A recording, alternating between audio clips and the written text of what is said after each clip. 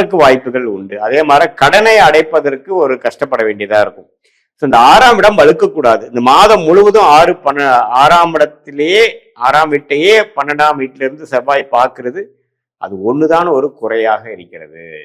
So மற்றபடி பார்த்தீங்கன்னா மற்ற கிரகத்தோட சஞ்சாரம் எல்லாமே பாசிட்டிவா இருக்கு. ஸோ மிதுன ராசிக்காரங்களே பேசிக்கலாவே ஓரளவுக்கு புத்திசாலிகளாகவும் சமயோஜிய புக்தினால, பேச்சு திறமையினால, அறிவுனால வாழக்கூடிய அந்த மிதுன ராசிக்காரர்கள் இந்த அசால்ட்டா சில விஷயங்களை விட்டுறக்கூடாது. ஏன்னா செவ்வாய் பலமா 6ஆம் வீட்டையே பார்க்கறதுனால அந்த ருணச்சத்ரு பாவம் அழுத்திருக்கிறதுனால அந்த உடல், ஃபினான்ஷியல், அப்புறம் நம்மளுடைய வம்பு வழக்குகள், இந்த 3க்கு மட்டும் கொஞ்சம் கேர்ஃபுல்லா இருக்கணும். மற்றபடி செவ்வாய் திசை செவ்வாய் புக்தியெல்லாம் போகாதவங்களுக்கு பாதிப்பு கம்மியாக தான் இருக்கும், பிரச்சனை இல்லை.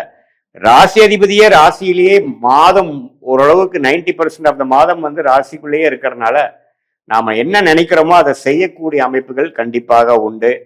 நல்ல லாபங்கள் வரக்கூடிய அமைப்புகள் இருக்கு. சில பிரச்சனைகள் தீர்த்துக்குள்ள ஒரு அருமையான ஒரு டைம், பல மாதமா ஒரு பிரச்சனை போயிட்டு இருக்கிறது, இந்த மாசம் நான் தீர்த்துக்கிட்டேன் அப்படிங்கிற மாதிரிலாம் கொடுக்கக்கூடிய அமைப்புகள் இருக்கு.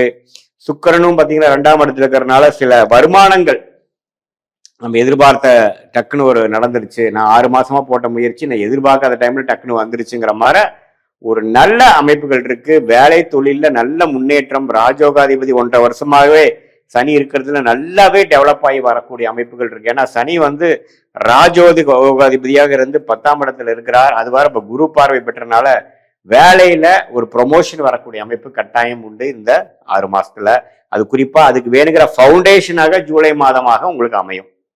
ஸோ சூரியனும் ராசிக்குள்ள இருந்து இப்போ 2ஆம் இடத்துக்குள்ள வர்றதெல்லாம் வந்து நல்ல ஒரு விஷயம்தான். ஸோ எப்படி பார்த்தாலும் மிதுன ராசிக்கு ராசி அதிபதி பலமா இருக்கிறனாலையும் ராஜயோகாதிபதி 10லேயே நீடித்து இருக்கிறனாலையும் குருவின் பார்வையும் அவர் பெறனாலையும் அந்த குருவின் பார்வை 6, 8, 10 பார்க்கறதுனால பல வடிவுள்ள பணமும், வரவேண்டிய பணம், எதிர்பார்க்காத பணம், lottery, share market, stock market, அது மாதிரி விஷயத்துல சில பாசிட்டிவான விஷயங்கள் நம்ம எதிர்பார்க்கக்கூடிய ஒரு மாதமாக ஜூலை மாதம் 2026 மிதுன ராசிக்காரர்களுக்கு இருக்கு.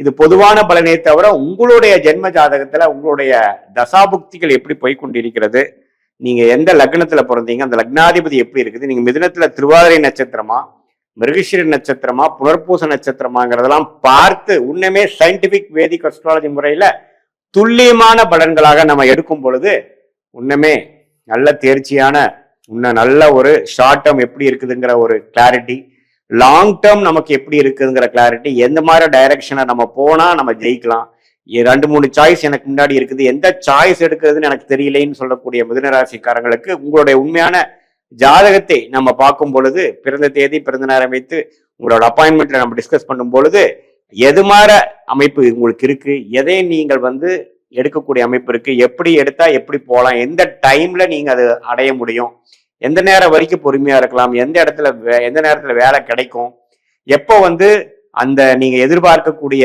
அந்த குழந்தை பெறுவா இருந்தாலும் சரி, கல்யாணமா இருந்தாலும் சரி, ஒரு வெளிநாடு வாய்ப்பா இருந்தாலும் சரி, வரவேண்டிய பணமா இருந்தாலும் சரி, உடம்பு சரியில்லாம இருக்கிறது உடம்பு எப்போ சரியாகுங்கிறதா இருந்தாலும் அந்த டைம் லைன்ஸை துல்லியமாக தசா, புக்தி, அந்தரம், சூக்ஷமம். தசா பாத்தீங்கன்னா ஒரு 10 வருடம் அது மாதிரி பேசலாம். புக்தி பாத்தீங்கன்னா 2 வருடம் 3 வருடம் வரும். அந்தரம் பாத்தீங்கன்னா மாத கணக்குல வரும், சூக்ஷமா வார கணக்குல வரும். அதை வைத்து நாம பார்க்கும் பொழுது நீங்க கொடுக்குற நேரம் துல்லியமாக இருக்கும் பட்சத்தில் என்ன அடுத்த வரக்கூடிய விஷயங்கள், லாங் டேர்ம் என்ன, ஷார்ட் டேர்ம் என்ன, இந்த சயின்டிபிக் வேதிக் அஸ்ட்ராலஜி மூலமா நம்ம என்ன கிளாரிட்டி நமக்கு வரும், நம்மளோட பாஸ்ட் லைஃப் வந்து மேட்ச் ஆகுதா, பாஸ்ட்ல நம்ம சொல்லக்கூடிய அந்த பலன்கள் மேட்ச் ஆகுதா, இம்மிடியேட் பாஸ்ட் எப்படி இருந்தது, இப்ப கரண்ட் பிரசன்ட் எப்படி போகுது, அடுத்த வரக்கூடிய short term future and long term future எப்படி இருக்குதுங்கிறதெல்லாம் துல்லியமாக பார்த்து அதுக்கு தகுந்த மாதிரி முடிவுகளை நம்ம எடுக்கும் பொழுது வாழ்க்கையில் எளிதில் நம்மளுடைய குறிக்கோள்களை அடைந்து வாழ்க்கையில் வெற்றி பெற முடியும் என்று சொல்ல விரும்புகிறேன். மீண்டும் மற்றொரு காணொளியில் சந்திப்போம். நன்றி, வணக்கம்.